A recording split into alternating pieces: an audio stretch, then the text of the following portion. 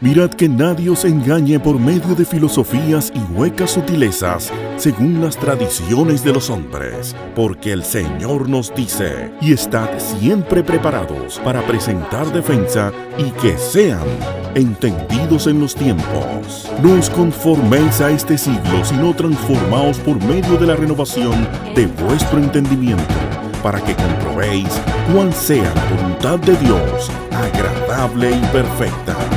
Entendiendo los tiempos. Gracias por estar en una entrega más de su programa Entendiendo los tiempos, comprendiendo la actualidad desde una perspectiva bíblica. Hoy tenemos con nosotros a Salvador Gómez y a Marcos Peña. Sugel no se encuentra en el país. Yo le decía fuera de cámara que Sugel, donde quiera que esté, debe estar loco por estar dando los avisos del programa, diciendo sintonícenos en tal dirección.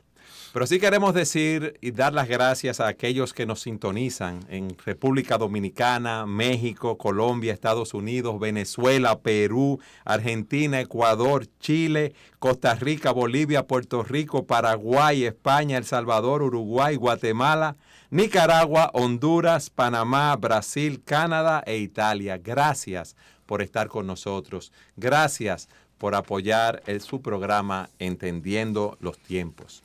Hoy vamos a hablar de cómo tratar con el pasado. Es un tema sumamente interesante, ya que muchas personas ponen mucho énfasis en el pasado y es muy frecuente ver cuando una persona comete algo incorrecto, quiere culpar a su pasado de lo sucedido. Hay personas que cometen un asalto, cometen un asesinato y cuando van a juicio, los abogados defensores dicen, no, pero eso no es culpa de él, eso es culpa de su pasado. Él es lo que es fruto de su pasado. ¿Qué ustedes dirían a esto?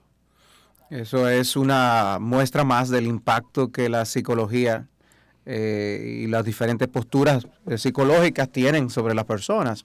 Y las teorías de Freud y sus seguidores se ve que han calado en la psiquis de las personas de tal manera que lleva a la gente a defenderse, argumentar y escudarse tras las experiencias que han tenido vividas desde niños.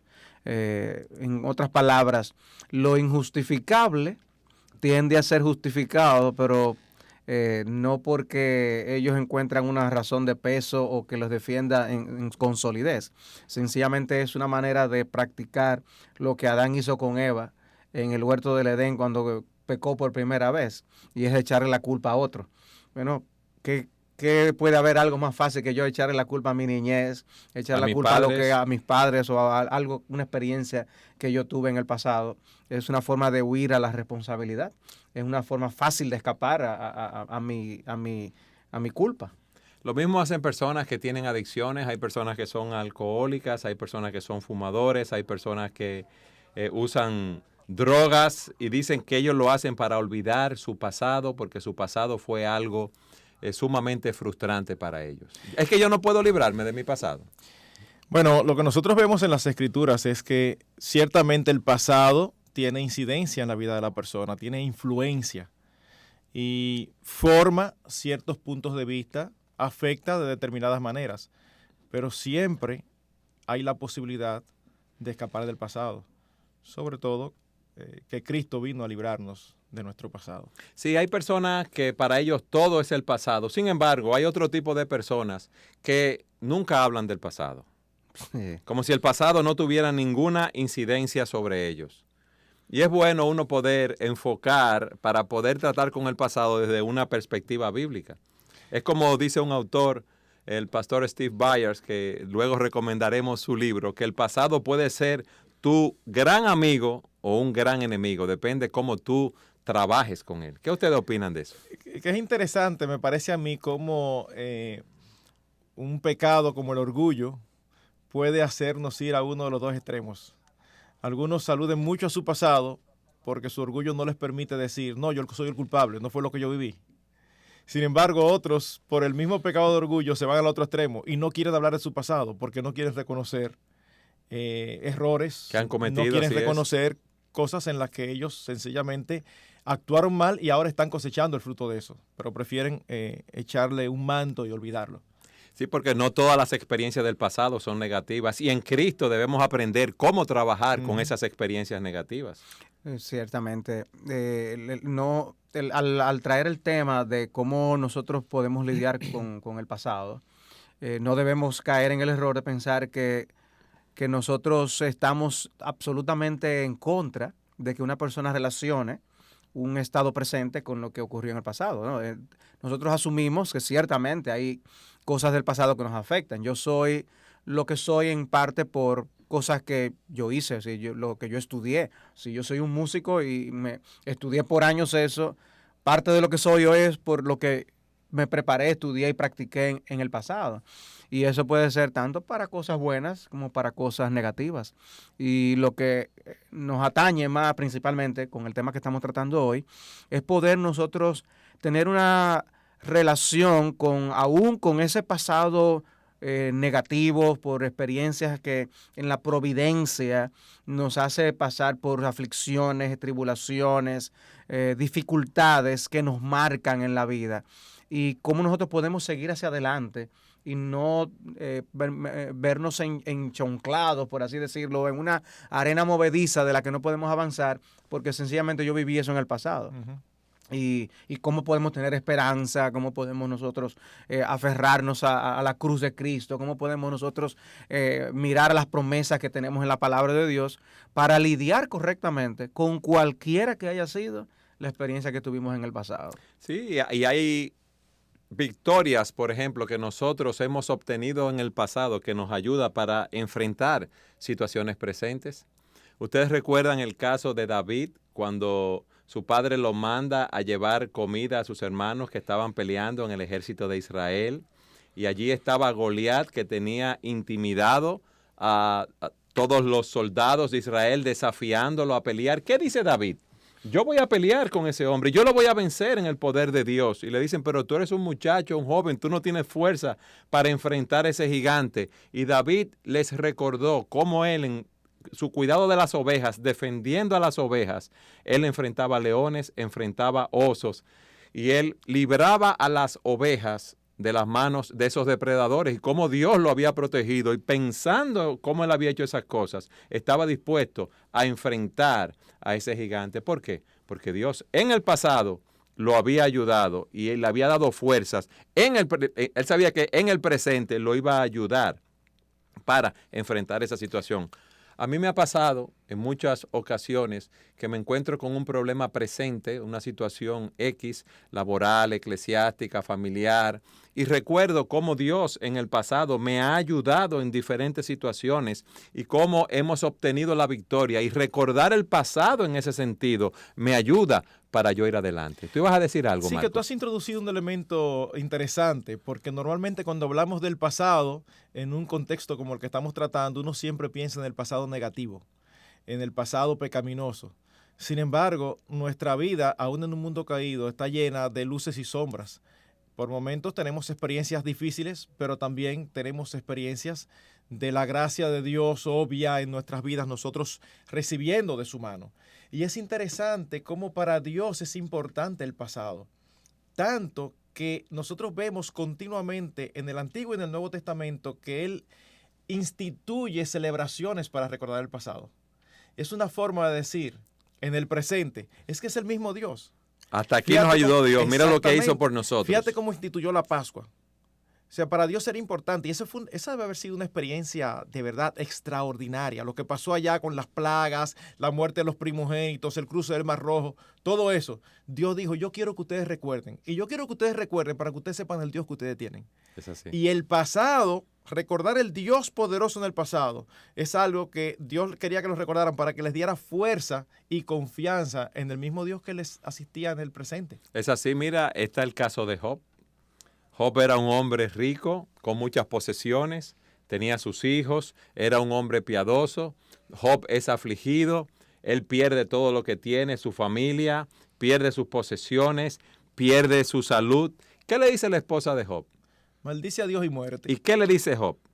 Aceptaremos el bien de la mano de Dios y no el mal. ¿Qué es lo que le estaba recordando en ese momento? El pasado, todo lo que había recibido de la mano de Dios, todos los beneficios, todas las bendiciones. Y algo entonces utilizando la parte instructiva que tú estabas mencionando, de ver cómo Dios nos ayudó en el pasado para tener esperanza para el futuro o el problema presente que enfrento, está también el hecho de que yo no solo aprendo de mis propias experiencias. La Biblia me dice que yo debo también aprender de las experiencias de otros. Que ahí es donde entra aquella conocida frase de que el hombre es el único ser que tiene que chocar varias veces con la misma piedra, etcétera. Pero no, nosotros podemos ver cómo lo que le ocurre a otra persona para evitar esos mismos errores. Aprendemos de buenos y de malos ejemplos. Y aprendemos el hecho de que los pecados tienen consecuencias, las decisiones tienen consecuencias, y que Dios también siempre está con su pueblo. Jesucristo es el mismo ayer, hoy y por los siglos. Por lo tanto, así como estuvo con su pueblo en el pasado, va a estar con nosotros, porque Él lo prometió. Son cosas que nos van a ayudar a lidiar con lo que yo estoy enfrentando hoy a la luz de lo que nosotros conocemos del pasado, aún nuestro propio pasado. Por eso nosotros, no importa cuál sea nuestro pasado, nosotros no podemos vivir amargados sin esperanza. Nosotros tenemos la mayor esperanza de todas. Nuestros pecados han sido perdonados por Cristo. Sin embargo, no queremos minimizar que ciertamente hay vivencias que marcan. Y eso es lo que queremos ver hoy. Que arropan, que entristecen, y puede ser que una de estas personas nos esté escuchando, viendo en la tarde de hoy. Y eso es lo que queremos hoy, que las personas puedan aprender cómo tratar con su pasado. Hablando en términos de consejería cristiana, un consejero cristiano puede dar importancia al pasado para entender el presente, no para justificar el presente. Sí. Un psicólogo secular hurga en el pasado para justificar el presente. El consejero cristiano puede hurgar en el pasado en un momento determinado para entenderlo. Es así. No es lo mismo la relación familiar que va a tener una persona que creció en un hogar disfuncional que la relación familiar que va a tener una persona que creó en una familia estable. Entonces, cuando uno ve comportamientos inentendibles en la persona y uno conoce cómo fue criado, tú dices, pero claro, es entendible. Él no puede hacer lo que nunca ha visto. La palabra está ahí para entonces enseñarle. Pero el pasado marca, como dice Salvador, y a veces de maneras muy tristes. Pero siempre hay esperanza. Ahora, lo que yo quiero en este programa es que aprendamos a tratar con el pasado y lo hagamos presentando ejemplos bíblicos. Hay personas que han sufrido males que le han hecho otras personas. Ellos mismos han rechazado y maltratado a otros, han pecado contra otros. Dije primero que contra ellos se han pecado, se les ha hecho daño. Hay personas que han sido abusadas, hay personas que han sido maltratadas, pero también hay personas que han maltratado a otros, que han abusado a otros y tienen eso fresco en su mente y no saben cómo tratar con ese pasado. Y hay personas también que en la providencia de Dios han recibido cierto tipo de aflicciones y han sido marcados por esas aflicciones y no saben cómo salir de ahí. ¿Qué les parece si empezamos a presentar diferentes casos de las Escrituras? Te vamos a decir que no. ¿Ustedes recuerdan el caso de Acán en las Escrituras? Ciertamente. Marco, ¿tú no puedes relatar el caso de Acán? Cuando el pueblo de Israel llega a las fronteras de Canaán, de Palestina, y empiezan a la conquista, Dios le había dicho expresamente que no tomaran nada, absolutamente nada, de la primera ciudad que ellos iban a conquistar. Sin embargo, Acán, desoyendo la orden expresa de Dios a través de Josué, dice que en medio de el ataque a la ciudad vio un manto babilónico y un lingote de oro que lo atrajo mucho. Y él se apropió de él y lo escondió en su tienda. Entonces, él violó el mandato que le había dado Josué. Él violó el mandato que Dios había dado a través de Josué. Cuando ellos van a conquistar la siguiente ciudad, resulta que son derrotados. Y ellos se sorprenden. Jai fue la segunda ciudad. Jai, porque habían derrotado a Jericó de una manera extraordinaria. Entonces, viene Josué como el líder delante de Dios y pregunta, ¿qué es lo que está pasando? Y Dios dice, no, hay anatema en el campamento. ¿Qué es un anatema? Anatema, Marco, es algo separado para un uso que no es de Dios. Una maldición, podríamos decir. Es una especie de maldición. Y entonces dice, en el campamento hay pecado. Y de una manera muy simbólica, donde Dios va mostrando su voluntad a través de tribus, de familias, hasta llegar a Acán, se revela. ¿Y qué era lo que él había hecho? Josué le dice, ¿qué tú hiciste? Y entonces él confiesa. O sea, él confiesa su pecado cuando ya se ve obligado. Cuando es confrontado, pero mientras tanto estaba callado. Entonces, él actuó mal y no confesó su pecado, no dio una salida bíblica a su situación. ¿Y qué pasó con él? Déjame antes de decirte qué pasó con él, porque yo pienso que es un aspecto importante que no debemos pasar por alto. Y es que el pecado nuestro a veces no solamente tiene consecuencias sobre nosotros, sino sobre otros. Ok, pero mira algo, Marcos. Ese tema, ese punto lo vamos a desarrollar en la segunda sesión porque ya nos están diciendo que el tiempo se terminó. Siga con nosotros en su programa Entendiendo los Tiempos.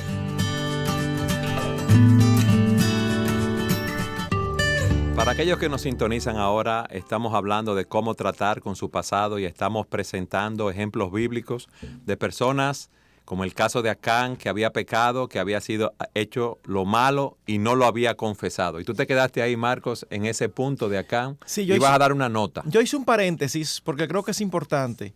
Su pecado no solamente trajo consecuencias sobre él. Hay que recordar que 46 hombres murieron. Hombres como tú y como yo, hombres que tenían sus familias y sus historias. Hombres que posiblemente en la noche después de la batalla de Jericó estaban en una fogata contando de todo lo bien que le había ido y la esperanza que tenían de cuando estuvieran en la tierra. Y tenían sueños. Y no sabían nada del Y no problema. sabían nada absolutamente de lo que Acán había hecho. Así que este hombre peca voluntariamente y no maneja su pecado correctamente. Cuando se está dilucidando, ya Dios ha dicho, hay pecado en el campamento. Eso hubiera sido un buen momento para él decir, yo soy. Hasta último momento, pareciera que él tenía la esperanza de salir, de quedar encubierto, hasta que finalmente llega donde él. Cuando es confrontado ya no tiene alternativa. Ahora, yo le hago una pregunta a ustedes, a la luz de lo que dirían las personas que quieren buscar una justificación en el pasado. Lo de Acán fue codicia. Él vio el manto y él quiso tener eso, él lo codició. ¿Cómo lo justificaría una persona que quiere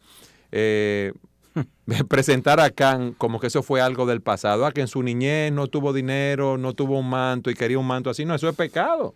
Eso es codicia, lo que él quería. Y entonces, casi 40 años en el desierto, esperando una promesa, soñando con estabilizarse. Tú lo estás justificando. No, yo no estoy... Sí, no, está bien. Tú me preguntaste, yo te estoy ayudando. Tú debes ser...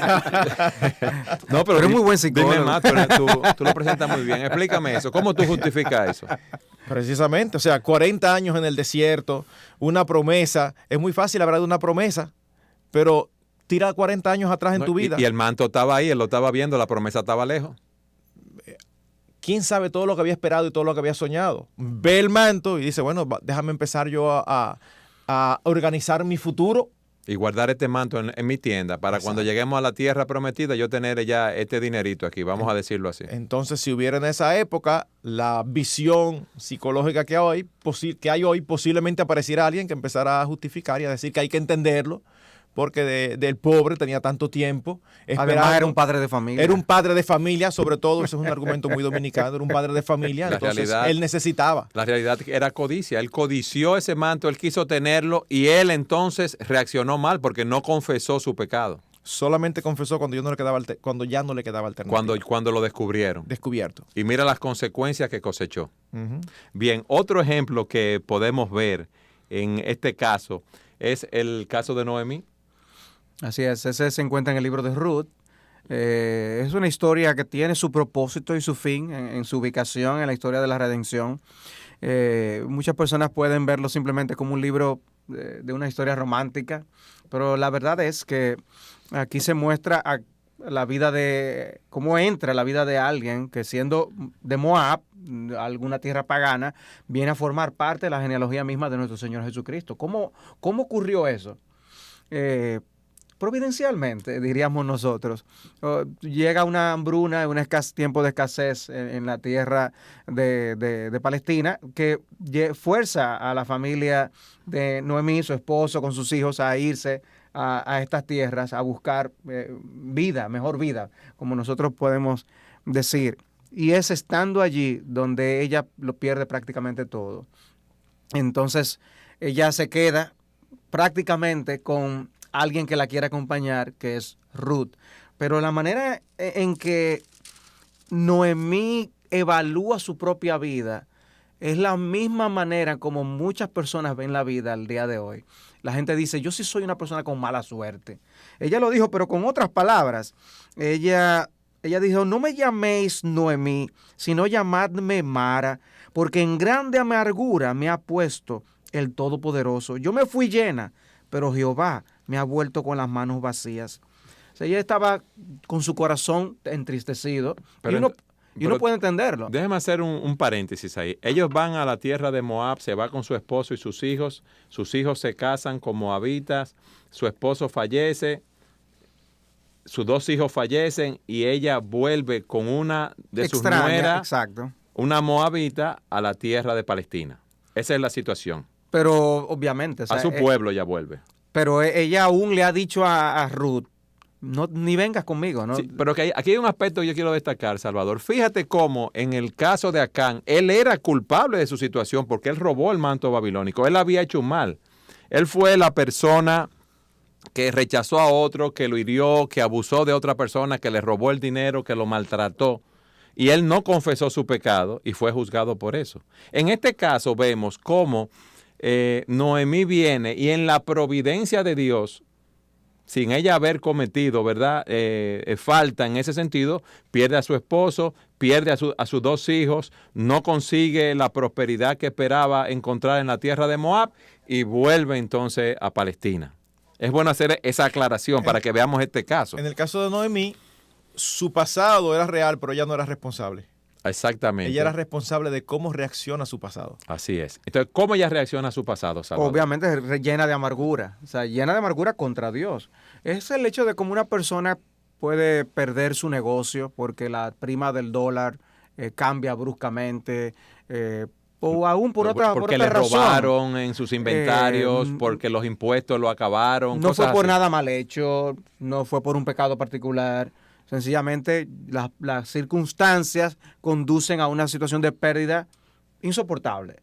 En este caso, la persona puede reaccionar con esperanza y echar hacia adelante, o se puede llenar de amargura y puede empezar por a lo decir, que le sucedió en el pasado. Yo soy una persona de mala suerte, yo no soy merecedor de este tipo de cosas, ni mi familia, ¿cómo es posible que? Dios me ha abandonado. Como ocurrió con el ejemplo de Job que tú mencionaste, que la mujer le pidió que maldijera a Dios.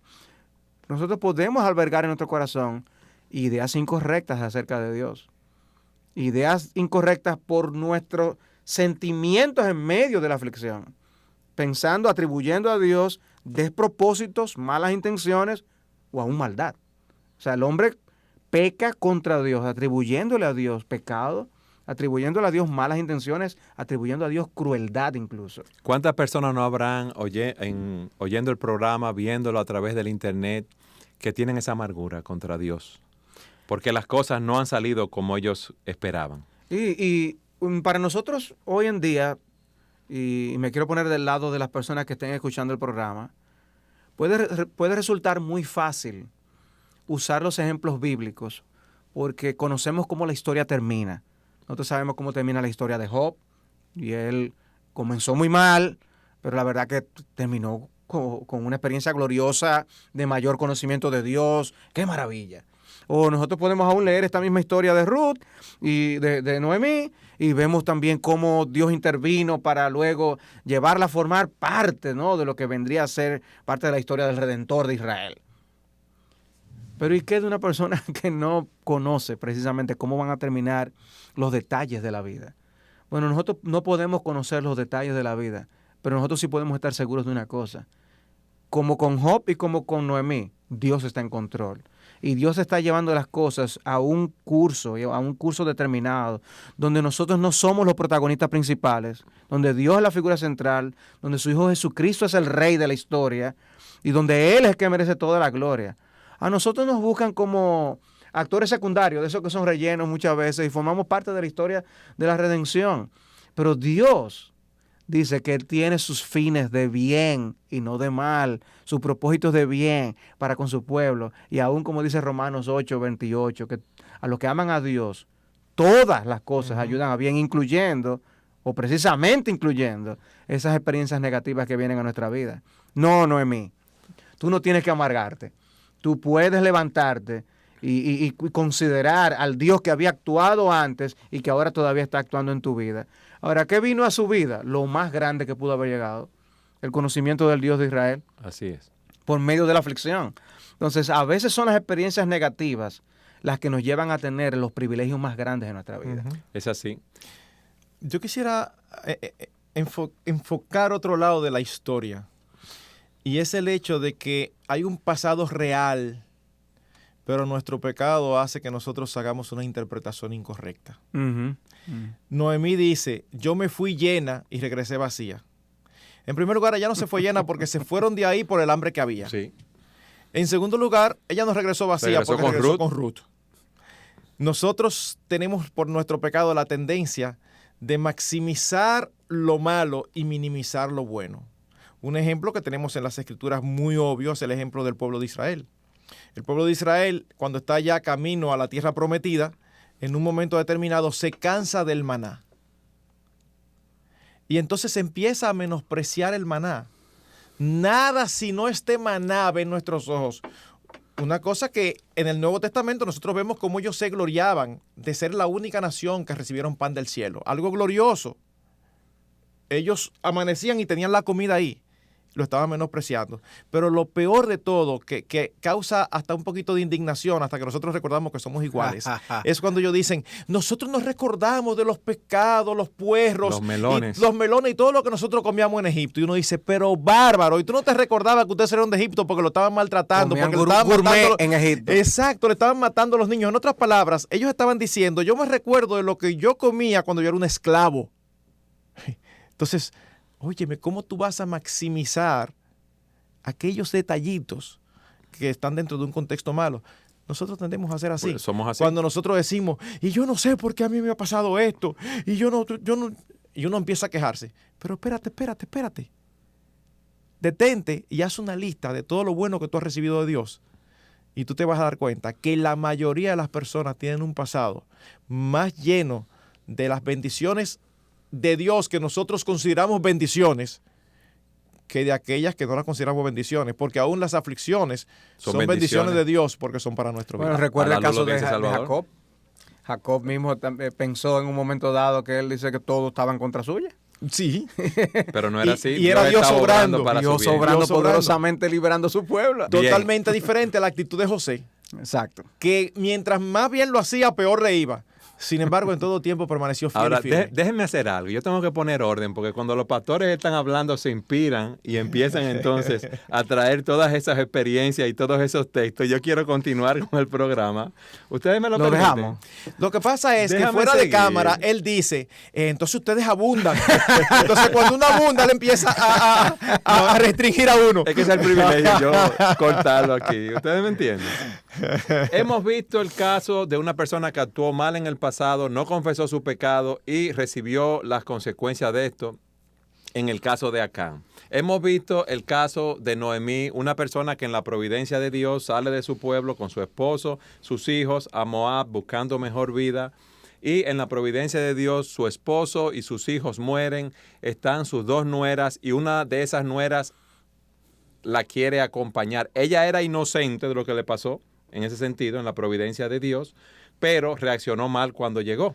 Pero también tenemos el caso de personas que han actuado mal y han dado una buena respuesta, han sido culpables y han dado una respuesta bíblica y han podido lidiar con su pasado. El caso de Zaqueo. Pero escúchame, Eduardo. Sí. Yo sé que tú quieres tener el control del programa. Me cuesta con ustedes, los pastores. Antes de pasar al punto, veo que fuera interesante quizás ponernos en el lugar de una persona que ve todas las experiencias negativas que le han venido y dice, él no puede señalar algo particular que le hace culpable, como los casos que nosotros hemos visto. Pero dice, pero es que no puede ser que a mí me pasen todas estas cosas que me han sucedido, si no es porque hay algo malo en mí. Algo malo yo he hecho que yo no sé lo que es. Tiene que haber algún pecado. Dios me tiene que estar castigando por algo que yo hice, que yo no sé lo que es. ¿Qué uno le puede decir a una persona así? Bueno, vamos a seguir viendo casos para que eso se explique con los casos que veamos. Porque esa persona tiene que aprender a ver la providencia de Dios y evaluar todas sus actuaciones a la luz de los principios de la palabra de Dios. Por eso yo quería poner todos los ejemplos primero, para que saquemos en todas las aplicaciones esos ejemplos y eso pueda ayudar a las personas que nos están viendo. O sea, que puede ser un asunto real que veamos del pasado, o puede ser un asunto vago, del que no entendamos nuestro pasado. El punto es el siguiente: el pasado puede ser nuestro mayor amigo o nuestro mayor enemigo según cómo nosotros lo interpretemos. Si lo interpretamos a la luz de las corrientes que hay en el mundo para uno cambiar y para uno enfrentar el pasado, vamos a tener problemas. Si lo enfrentamos a la luz de los principios de la palabra de Dios, veremos que tendremos una solución que obrará para nuestro bien. Por eso, quiero presentar los casos para que lleguemos ahí. Perfecto. El caso de Zaqueo. ¿Quién era Zaqueo? Un publicano, un cobrador de impuestos, una persona que extorsionaba al pueblo, que cobraba impuestos de más, un hombre ambicioso. Se encuentra con el Señor Jesucristo. ¿Y qué pasa, Salvador, cuando él se encuentra con Cristo? Aparentemente era alguien que había oído de Jesús. O sea, el interés que él mostró subiendo al árbol para poder verle pasar cuando estaba por sus contornos, evidenciaba realmente un interés en la persona de Jesús y en el mensaje que él estaba trayendo. Algo había escuchado él que le hacía entender que Jesús estaba predicando un mensaje de verdad y un mensaje de confrontación. Y él se convierte al ser confrontado por esa palabra. Cuando él que Cristo está pasando por donde él está subido en aquel árbol para verle, Jesús le dice: hoy yo tengo que morar contigo en tu hogar. Ok, ¿y qué le dice Zaqueo al Señor, habiendo sido él un publicano, vamos a decir, un abusador, un extorsionador? ¿Qué dice él cuando él se convierte? ¿Cuál es la respuesta que da a su pasado culpable? Él admite su condición, míralo ahí. La confiesa públicamente y promete resarcir el mal que había cometido. Entonces yo quiero que ahora que vamos a la pausa, que lo dejemos ahí. Una persona que tiene una conciencia culpable, que quiera dar una salida correcta, debe confesar su pecado y debe hacer reposición, debe resarcir lo malo que ha hecho, de manera que tenga una limpia conciencia frente a Dios. Pero siga con nosotros en su programa Entendiendo los Tiempos. Y ahora, el recomendado de la semana. Que leas el libro Cómo poner el pasado en su lugar, cómo movernos hacia la libertad y el perdón. Muchas personas hacen énfasis en que el pasado es todo, otros dicen que el pasado no es nada, pero en este libro el pastor Steve Byers nos dice una tercera forma de cómo tratar con tu historia personal, cómo tratar con tu pasado, y es explorar el rol del pasado en tu vida a la luz de la providencia de Dios, utilizando los principios de la palabra de Dios para tú poder interpretar tu situación, lo que estás viviendo, lo que ha pasado en tu vida, y podrás ver que para aquellos que aman a Dios, todas las cosas ayudan a bien. No dejes de comprar este libro, Cómo poner el pasado en su lugar, cómo alcanzar la libertad de ese pasado, cómo obtener el perdón de tus pecados.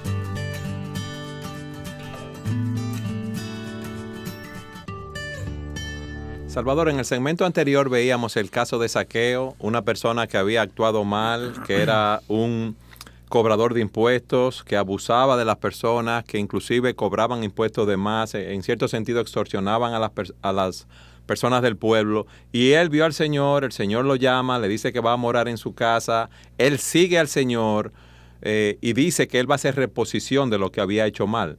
Antes de que tú continúes, es bueno comparar el caso de Zaqueo con el caso de Acán. Fíjate cómo Acán había hecho lo mal hecho, a robar el manto babilónico, lo había guardado, y cuando pudo confesar su pecado no lo confesó, sino que esperó hasta el último momento. Qué bueno es tener este ejemplo de Zaqueo para que todos aquellos que tienen una conciencia culpable por hechos que han cometido mal, sepan qué deben hacer. ¿Tú podrías abundar más en cuanto a la confesión de Zaqueo? Sí, es importante nosotros ver que en las Escrituras hay existe el principio de la confesión como una vía de sanación, de sanidad para el alma. O sea, ¿cómo es eso? ¿Una vía de sanidad para el alma? ¿La confesión de qué, Salvador? sí, es como cuando, si el cuerpo no bota las toxinas, ¿qué le ocurre? Enferma. Se intoxica. Se contamina, se intoxica. Sí. Lo mismo ocurre con el pecado. Dice Proverbios capítulo 28, en el versículo 13, que el que confiesa su pecado y se aparta, alcanza la misericordia de Dios. Y el que lo encubre no la alcanza. No va a prosperar. Que fue el caso de Acán. Es una enfermedad del alma. El alma enferma y muere si nosotros nos mantenemos con el pecado, que fue lo que le ocurrió con Acán, que no quiso confesar por proteger reputación, quedarse con lo que había hurtado, por cosas secundarias pierde lo más importante. Ujú. Pero en el caso... Yo tengo una pregunta y excúsame que haga este alto. Hay muchas personas entonces que tienen problemas en la actualidad porque en el pasado han cometido hechos, robos, mentiras, adulterio, fornicaciones, y esos pecados no lo han confesado, como el caso de Acán, y están sufriendo, si podemos decirlo así, a la luz de lo que tú has hablado, una intoxicación del alma fruto de su pecado.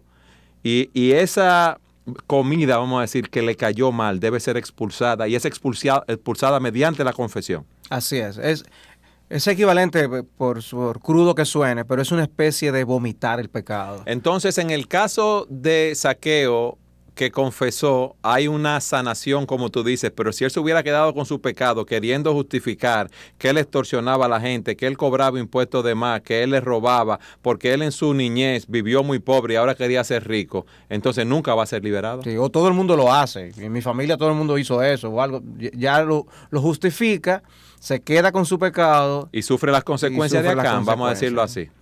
Es interesante que el texto de la historia dice que las personas criticaron a Cristo por sentarse a comer con él en su casa, porque era un gran pecador. O sea, era notoriamente conocido por no solamente estar en contra de los intereses de los judíos, por así decirlo, y cobrar sus impuestos, sino por una persona que era codiciosa y ladrona. Cuando él confiesa su pecado, él es muy explícito en la manera como él dice que va a resarcir el mal.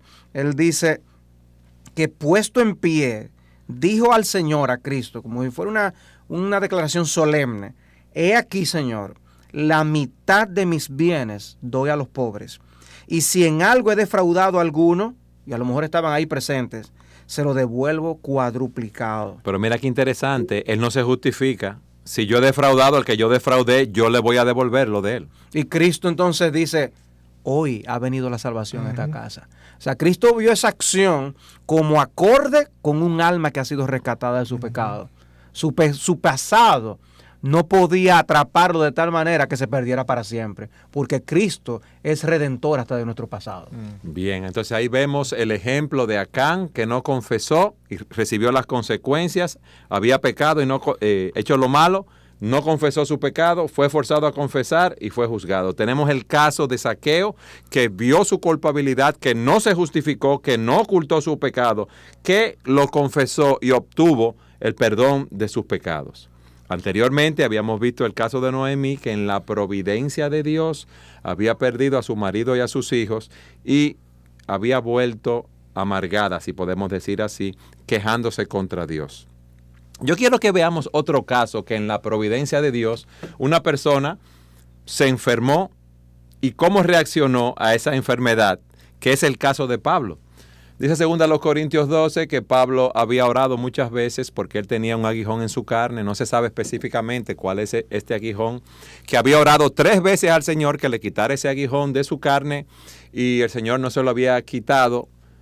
Otra persona pudo haber dicho: oye, tanto que yo estoy sirviendo al Señor, yo que estoy entregando mi vida a Él, yo que quiero seguir avanzando en otros países con el Evangelio y mira lo que el Señor me ha mandado. Pablo no reaccionó así ante la situación que tenía, ante la enfermedad que lo había venido aquejando. ¿Cómo reaccionó Pablo, Marcos? Bueno, dice la Biblia que él oró al Señor. Él no deseaba tener eso era una molestia. Y dice que en 3 ocasiones él oró al Señor diciéndole que se lo quitara. Pero cuando el Señor no le respondió, él se amargó como Noemí. No, él siguió orando. Él siguió orando. Como todo creyente, porque la respuesta de Dios no siempre viene inmediatamente. Él siguió orando hasta que Dios le respondió. Y la respuesta de Dios no es la respuesta que nosotros queremos. Dios le dijo, no te lo voy a quitar. Bástate mi gracia porque mi poder se perfecciona en la debilidad.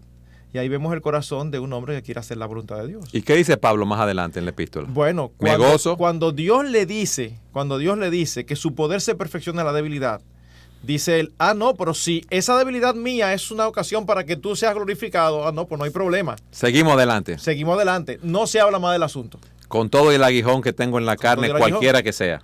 No, y se añade la explicación que él mismo da. Él dice, bueno, para que no me exaltase desmedidamente, el Señor me dio un aguijón en la carne. Él sabía que era una forma de mantenerle en buen estado de salud espiritual. Y Dios le dio esa aflicción. Él dice, eso es mejor a yo tener siempre la complacencia de mis deseos, si eso me va a llevar a mí a un deterioro espiritual. Hay personas que pueden decir, ok, yo entiendo el caso de Acán, que era culpable, no confesó su pecado, él había hecho lo malo. Entiendo el caso de Zaqueo, que era culpable, pero confesó su pecado y obtuvo, ¿verdad?, el perdón de sus pecados. El caso de Noemí, que en la providencia de Dios perdió a su familia, pero volvió amargada, como dice ella, volvió vacía cuando había vuelto con Ruth.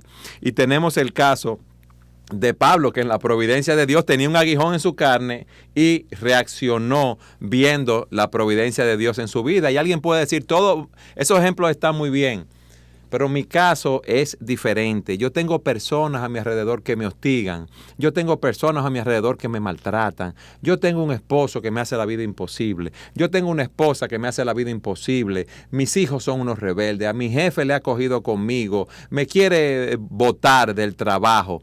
¿Qué yo hago en un caso así? Me están maltratando. ¿Debo yo devolverle mal por mal a esas personas? Bueno, y los principios bíblicos son muy claros en cuanto a eso. ¿Pero qué caso tenemos? José. José y aún el mismo Cristo que nos enseñó a no responder con maldición cuando le maldecían. Tú no puedes decir en un minuto el caso de José, Salvador, porque tenemos el tiempo en contra. Esto es el juego de la respuesta en un minuto. No, es que a los pastores no puedo dejarlo hablar mucho. Bueno, la historia de José es la historia de un hijo que era favorito, por así decirlo, en su familia, que levanta animadversión en sus hermanos. Sus hermanos, ante esta indisposición, le venden a una tribu de como egipcios, esclavo, ¿verdad? Comerciantes de egipcios que pasaron por su tierra y se lo llevan como un esclavo. Cuando él es vendido, él termina en casa de Potifar, un egipcio de cierta autoridad, y en esa situación, que ya de por sí es algo completamente negativo al estilo de vida que ellos tenían en la tierra de Palestina, él es acusado injustamente por la mujer de Potifar de querer violarla a ella. Él termina preso por mucho tiempo, muchos años donde él vio a personas que él mismo profetizó que lo que les iba a ocurrir por revelación divina, que no correspondieron al favor que él hizo. Él es olvidado allí en la cárcel.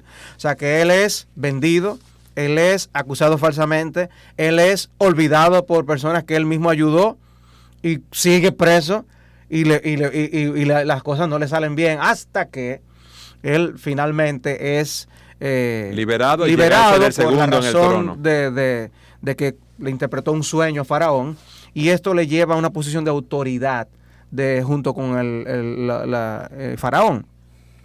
Estando en esa postura, él logra ayudar a sus hermanos en medio de una hambruna que había generalizada, y por la sabiduría de José, y Egipto tiene alimento para ellos y para vender a otras naciones. En ese contexto llegan sus hermanos y él no responde con amargura, él no responde con un espíritu vengativo, sino que él con mucha sensibilidad busca la manera de saber si su hermano Benjamín estaba vivo y cómo estaba su padre. Él se entera, y con toda una gran historia que se narra en el libro de Génesis con esto, él finalmente le manifiesta a sus hermanos quién él es, les revela: yo soy José, aquel a quien ustedes vendieron.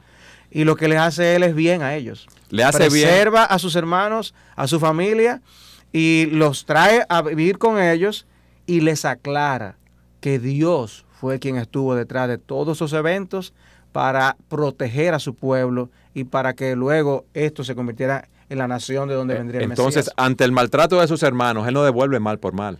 Él devuelve bien por el mal que le habían hecho. Él ayudó a sus hermanos. Entonces, si alguien se pregunta qué yo debo hacer ante el rechazo, el maltrato, todas las cosas malas que me han hecho, nosotros debemos perdonar. Yo lo dije muy rápido, No. Eduardo, pero para una persona que está escuchando el programa, o sea, pasar años, muchos años en una cárcel, injustamente, es algo que marca la vida de cualquier persona. Sí, también tenemos el ejemplo del Señor Jesucristo, que fue rechazado, fue maltratado, sin haber hecho ningún mal, siendo sin pecado. El punto aquí que debemos entender es que nosotros no somos víctimas. Yo no debo estar atado a mi pasado. No importa lo que me haya ocurrido en el pasado, esto no tiene que controlarme y hemos visto estos diferentes casos. Casos que, por cierto, son muy bien tratados por el pastor Steve Byers en el libro que recomendamos de cómo poner el pasado en su lugar. Tú puedes salir de tu situación. Tú no puedes no estar atado a tu pasado. Esas cosas no tienen poder para controlarte. Y este es el mensaje que queremos darle a las personas. Dice la Escritura en Romanos 8:1, ahora pues ninguna condenación hay para los que están en Cristo Jesús, los que no andan conforme a la carne, sino conforme al Espíritu. No hay nada que a mí me ate. Yo en Cristo soy libre. Yo en Cristo soy una nueva criatura. Y el perdón de Dios no es un perdón que cubre parte de nuestros pecados o una parte del pasado. Dios perdona todos y absolutamente nuestros pecados si confesamos nuestros pecados y venimos a Cristo en arrepentimiento y fe. Ningún hecho del pasado puede darme el veredicto de culpable si yo estoy en Cristo, porque como dice el texto, ninguna condenación hay para los que están en Cristo Jesús. O sea que si tú estás en Cristo, nada ni nadie puede condenarte. ¿Por qué? Porque tus pecados han sido perdonados, porque ya Cristo cargó con esos pecados en la cruz del Calvario y ahora tú eres un hijo de Dios. Tú no eres una víctima, tú has sido justificado, declarado justo por la obra que el Cordero de Dios realizó en la cruz y nada ni nadie puede condenarte. Segunda Corintios 5, de modo que si alguno está en Cristo, nueva criatura es. Las cosas viejas pasaron y aquí todas son hechas nuevas. Segunda Corintios 5, 17. Romanos 8:31, ¿qué pues diremos a esto? Si Dios es por nosotros, ¿quién contra nosotros? Y ya estando en Cristo, dice el apóstol Pablo, dice, yo no me quedo simplemente mirando al pasado, sino que una cosa hago, me extiendo a lo que tengo por delante. No debemos permitir ser paralizados por el pasado para no vivir para la gloria de Dios en el presente. Y a la luz de lo que hemos visto, entonces la clave para yo tratar con mi pasado, la clave para el cambio es estar en Cristo. La clave es ver las cosas que yo he hecho malas en el pasado, confesar mi pecado, hacer restitución y seguir adelante. No es estar hurgando en el pasado. Pedir perdón por lo que yo he hecho mal y otorgar el perdón hacia aquellos que me han ofendido, porque ya Cristo perdonó todos mis pecados. Y eso es lo glorioso del Evangelio, que en Cristo hay perdón y en Cristo podemos empezar de nuevo. En Cristo podemos dejar nuestro pasado atrás y, como tú decías, en Cristo somos nuevas criaturas.